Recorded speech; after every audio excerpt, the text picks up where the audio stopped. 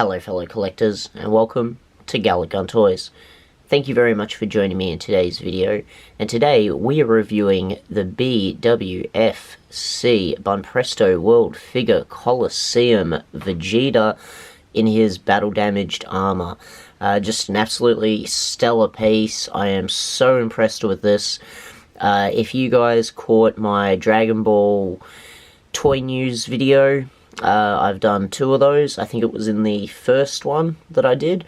Actually featured this particular figure, and I did say I wasn't too sold on it originally when I first saw it.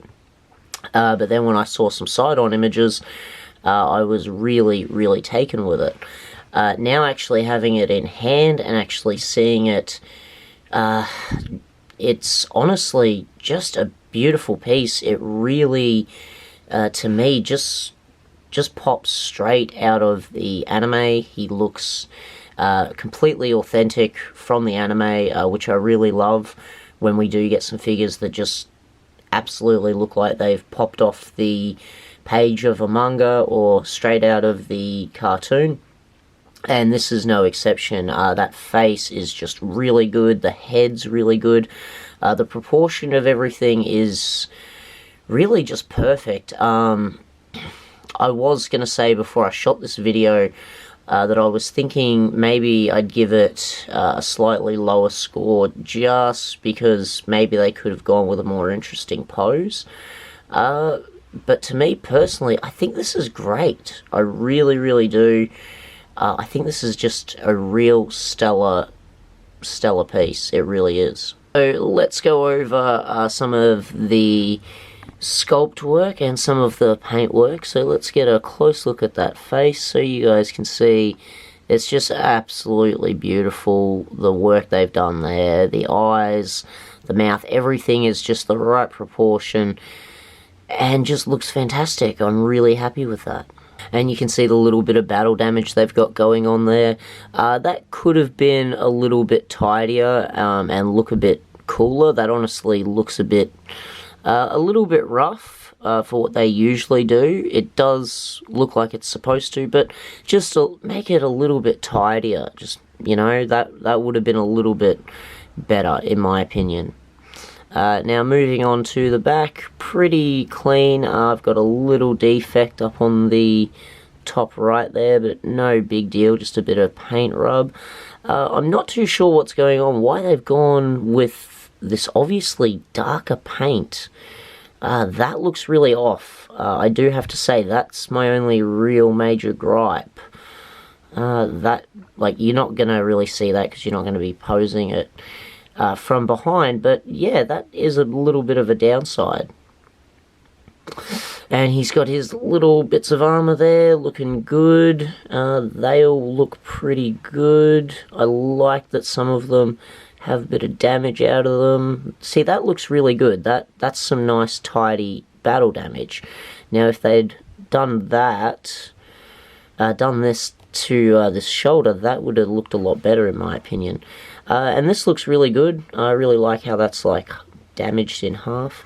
Really solid with the armor overall. Pretty happy with it. Just that really dark paint in the back there. That just is a little bit strange, because usually if you guys follow the channel and follow my reviews, you know they're pretty faithful when it comes to doing a solid, just the back of the figure always looks just as good as the front. Yeah, so I don't know what's going on there. I do have one other little imperfection going on just in here. It's just a bit of dirt.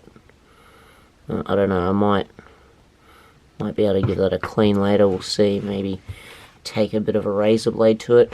But yeah, so the rest of the sculpt isn't, you know, there isn't really much to go into. A little bit more battle damage, maybe just a little bit more weathering sort of going on with his clothing would have been alright.